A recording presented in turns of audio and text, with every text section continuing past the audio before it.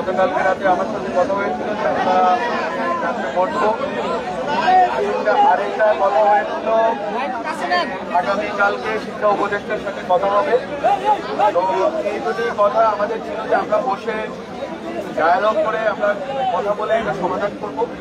যেহেতু আপনারা মনে করেছেন, আপনারা ন্যায্য মনে করেছেন, আপনারা রাস্তায় নেমে এই দাবি আদায় আপনাদের কাছে ন্যায্য মনে আপনাদের অধিকার বটে। আমাদের বক্তব্য হচ্ছে যেভাবে আন্দোলনে যেভাবে আন্দোলনে দেশের কিছু সদস্য হয়তো আপনার বৈজ্ঞানিক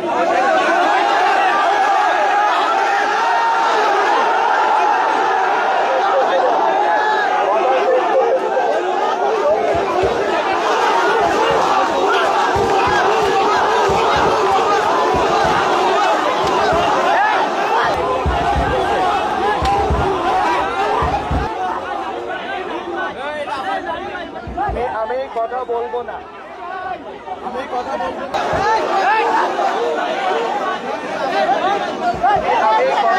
না।